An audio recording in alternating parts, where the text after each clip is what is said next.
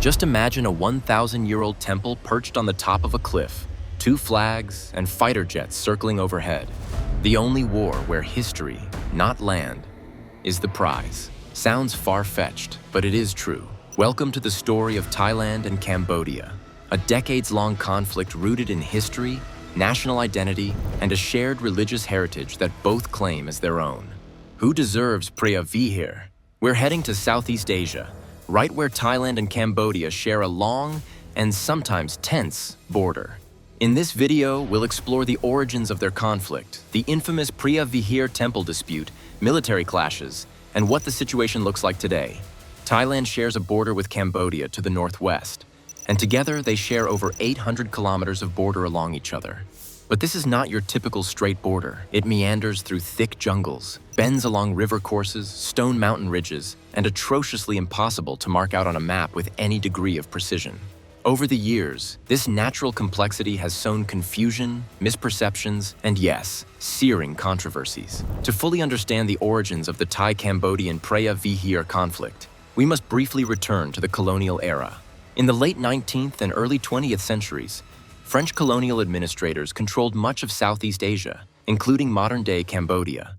As they mapped the region, they placed the ancient Preah Vihear temple within Cambodian borders. Thailand, then Siam, however, insisted the temple belonged to them because it stood atop the Dangrek Mountains, the natural border between both nations, and was more easily accessible from their side. At the time, Thailand didn't formally challenge these French-drawn boundaries, an oversight that would later fuel an emotional and highly politicized territorial dispute that endures to this day. When Cambodia gained independence from France in 1953, national pride surged, reigniting the dispute over Preah Vihear temple. Cambodia asserted sovereignty over the temple as a symbol of cultural heritage, while Thailand strongly contested, claiming it fell within its own borders. This renewed controversy quickly escalated beyond geography, becoming deeply symbolic, a struggle over national identity, heritage, and pride. In a landmark case, the ICJ ruled Preah Vihear belonged to Cambodia. Thailand accepted, reluctantly. In 2013, the ICJ stepped in again. Cambodia asked the court to clarify the 1962 ruling, specifically, who controls the area surrounding the temple. The court ruled that Cambodia had sovereignty not just over the temple, but the land immediately around it. Thailand agreed to withdraw troops. As guns roared along the border, another battle unfolded in political and diplomatic arenas. Politicians in both Thailand and Cambodia leveraged nationalism, framing the temple dispute as an issue of sovereignty and national dignity.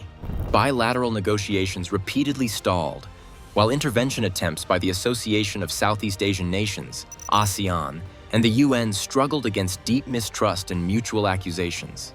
Ultimately, achieving peace required more than diplomacy. It demanded political courage. In 2008, UNESCO listed Preah Vihear Temple as a World Heritage Site based on Cambodia's nomination, sparking renewed tensions. Thailand viewed this as an attempt by Cambodia to claim surrounding territory, leading to nationalist protests and heightened political friction. Cambodia maintained the nomination was purely cultural, not territorial, but for Thailand, it symbolized an infringement of sovereignty. Between 2008 and 2011, tensions escalated dangerously between Thailand and Cambodia following UNESCO's designation of Preah Vihear. Diplomatic disputes quickly turned into armed clashes, with heavy artillery and helicopter attacks leaving dozens dead and thousands displaced. Intensified fighting in 2011 damaged historical sites and drew international criticism, as fragile ceasefires repeatedly collapsed. Tensions between Thailand and Cambodia have been steadily rising since February 2025, with one event after another pushing the two countries closer to open conflict. It all began on February 13, 2025, when a group of Cambodian tourists, escorted by soldiers, visited the disputed Ta Moan Thom temple. While they were there, the group began singing Cambodia's national anthem. Thai police stepped in and stopped the singing, saying it went against mutual agreements the two sides had made about behavior in contested zones. June brought a sharp escalation. Cambodia had retaliated economically and politically, cutting reliance on Thai electricity, banning Thai media, and halting trade imports. These moves sent a very clear message. Cambodia was ready to cut ties. By mid-July, things had gotten bloody again. Two separate landmine explosions severely injured Thai soldiers patrolling the border. One soldier lost a leg. These incidents pushed Thailand to recall its ambassador and shut down several key border crossings. Then on July 24, 2025, it all exploded, quite literally. Full-blown violence returned with airstrikes, heavy rocket fire, and shelling from both sides. By then, it was clear the conflict had passed the point of tension. It had turned into a full-scale crisis.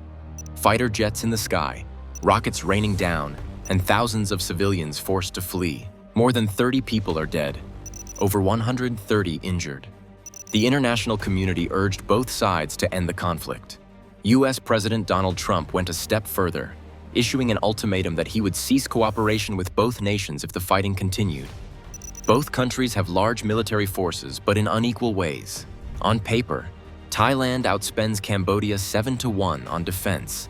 Yet Cambodia's border units know every ridge and ravine around Preah Vihear. An edge money can't buy. Thailand's military is larger, better funded, and much better equipped. With a defense budget of about $5.8 billion, Thailand's army boasts over 360,000 active personnel and 200,000 reserve personnel. That's nearly 3 times the size of Cambodia's force, which has around 221,000 active soldiers, no official reserve personnel, and a significantly smaller defense budget of $860 million. The Thailand-Cambodia dispute is about more than just land. It's a clash of national pride, cultural identity, and historical legacy. At the heart of the conflict lies the Preah Vihear temple, a symbol far more powerful than its stones atop a mountain ridge. For Cambodians, Preah Vihear is a proud reminder of the Khmer Empire's former glory, a sacred emblem of cultural greatness and ancestral strength, deeply woven into national memory and spirit. For many Thais, the temple is also part of their shared cultural heritage. With Thailand's long historical presence in the region, many believe the site reflects their own national story and spiritual lineage. On both sides, people connect to Preah Vihear emotionally, as more than just a monument. It represents history made real, a symbol of identity, and something to be protected. That's why the conflict endures. Because to both nations, Preah Vihear is not just about geography, it's about who they are.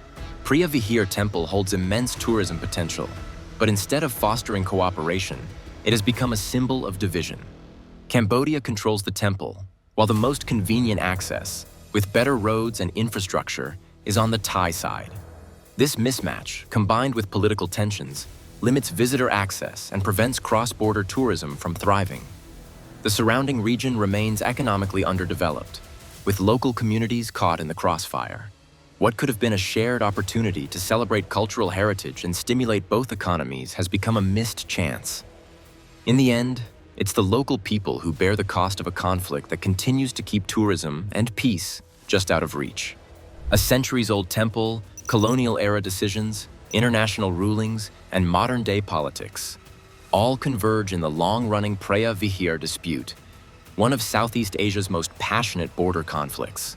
This isn't just about an ancient monument carved into a cliff. It's about how history, pride, and identity shape the borders we draw and the lives they impact. From faded colonial maps to courtroom battles and armed clashes, Preah Vihear shows how heritage can become a stage for nationalism.